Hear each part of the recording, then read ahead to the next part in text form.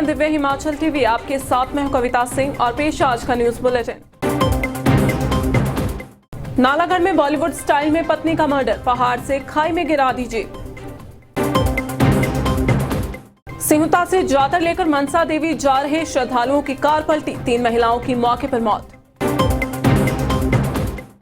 हिमाचल में आग ने मचाया तांडव, चुराह में जिंदा जले 9 मवेशी, हमीरपुर और सोलन में भी कहर। कोविड वार्डों में रोटेशन में लगाई जाएंगी डॉक्टरों की ड्यूटी, सरकार ने मांगा ड्यूटी रोस्टर। कल शाम थम जाएगा नगर निगम चुनाव प्रचार का शोर, जीत के लिए दोनों दल आश्वस्त। प्रदेश के सूखाग्रस्त क्षेत्रों में ही लगेंगे हैंडपंप, जल शक्ति विभाग ने चिन्हित किया एरिया। जेई बनने के लिए उमड़ी युवाओं की भीड़, प्रदेश के 22 केंद्रों में हुई लिखित परीक्षा। कल से करवट लेगा मौसम, मैदानों सहित पहाड़ों में बारिश और ओलावृष्टि की चेतावनी। और अब खबरें विस्तार से। हर पति पत्नी में झगड़ा नोकझोंक चली रहती है, लेकिन इतना भी क्या गुस्सा कि बात जान लेने के बाद ही खत्म हो। जी हां, नालागढ़ में एक ऐसी ही वारदात को अंजाम दिया गया है जिससे आपके भी होश उड़ जाएंगे। आइए देखते हैं ये रिपोर्ट।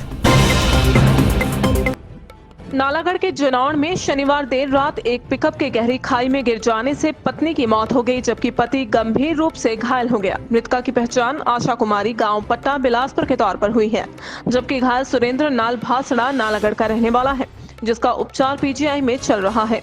हुआ यूं कि रात को पति पत्नी में काफी नोकझोंक हुई। इसके बाद वह पत्नी को जीप में बैठाकर ले गया और जानबूझकर खाई में गिरा दिया। बताया जा रहा है कि दोनों के बीच अक्सर झगड़ा होता रहता था। पत्नी आशा ने यह बात मायके वालों को भी बताई थी, साथ ही कहा था कि उसका पति सुरेंद्र उसके साथ झगड़ा कर रहा है और उसे धमकी दे रहा है कि उसे गाड़ी समेत खाई में गिरा देगा।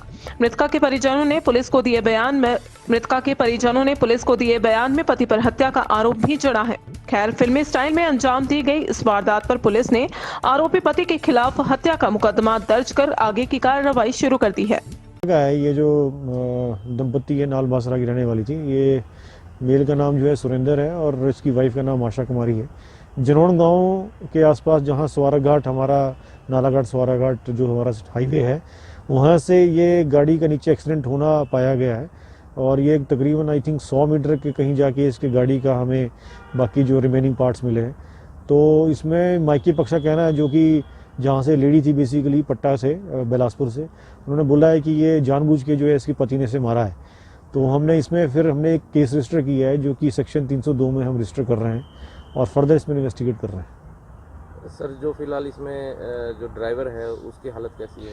जो इसका पति के जो पिकअप को ड्राइव कर रहा था वो पीजीआई एडमिट है और उसके वहाँ पे फर्दर मेडिकल इन्वेस्टिगेशंस हो रही हैं, सिटी स्कैन और एक्सरेज वगैरह हो रहे हैं। तो उसको अभी फर्दर उसको एसोसिएट किया जाएगा, इन्वेस्टिगेशन देखा जाए उसका क्या रोल पाया जाता है।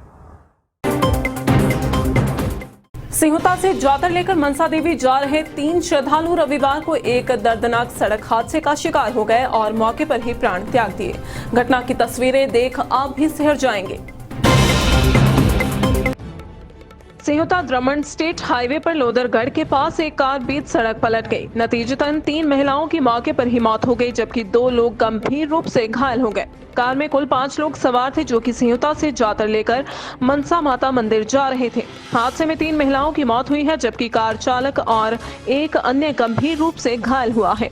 पुलिस ने कार्रवाई करते हुए शवों को पोस्टमार्टम के लिए भेज दिया है और दुर्घटना के कारणों की जाँच शुरू कर दी है। गर्मियां शुरू होते ही आग ने तांडव मचाना शुरू कर दिया है। शनिवार रात और रविवार दिन को भड़की आग ने जहां मवेशियों की जान ले ली, वहीं फसलों सहित करोड़ों की वन संपदा को पल भर में राख कर दिया है। पेश है ये रिपोर्ट।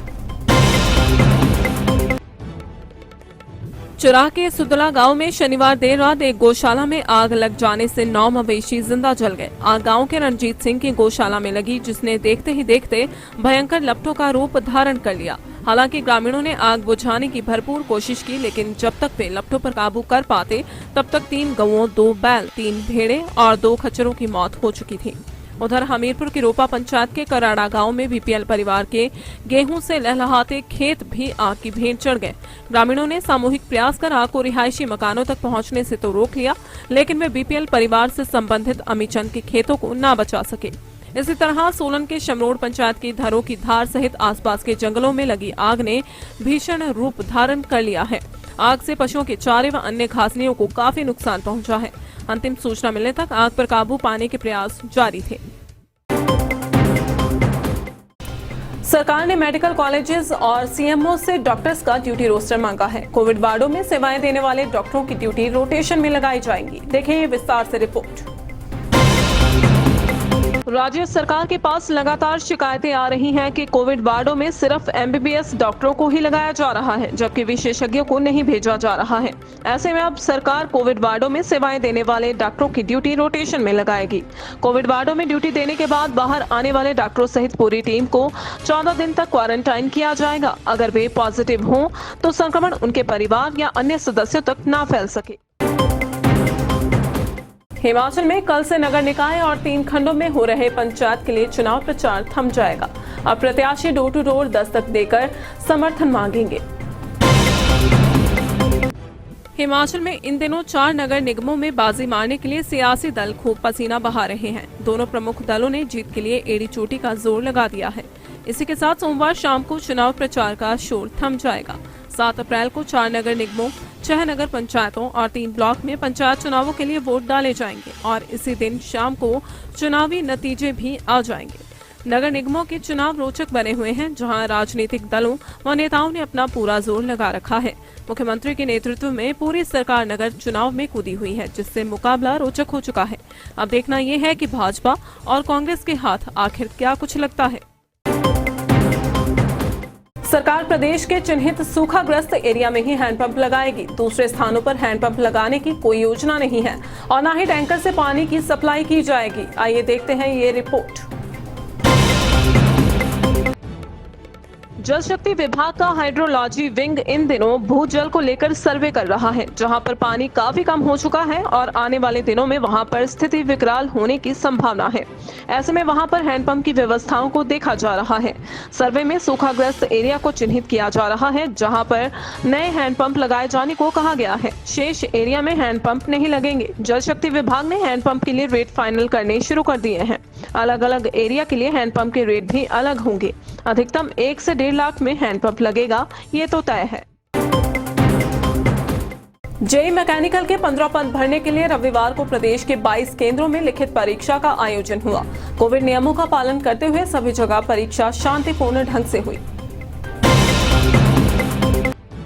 हिमाचल प्रदेश कर्मचारी चयन आयोग हमीरपुर ने रविवार को पोस्ट कोड 881 के तहत जूनियर इंजीनियर मैकेनिकल का रिटन टेस्ट लिया। कुल 15 पद भरने के लिए प्रदेश भर से 4,308 अभ्यर्थियों को कॉल लेटर जारी किए गए थे। परीक्षा 4 जोन के 22 सेंटरों में आयोजित हुई। सभी अभ्यर्थियों को परीक्षा से 1 घंटा पहले निर्धारित केंद्रों में पहुंचने के निर्देश जारी किए गए थे। बात अगर हमीरपुर जिला मुख्यालय स्थित राजकीय वरिष्ठ माध्यमिक पाठशाला की करें तो यहां पर 440 अभ्यर्थियों को कॉल लेटर जारी किए गए थे, जिनमें से 312 ने ही परीक्षा में भाग लिया।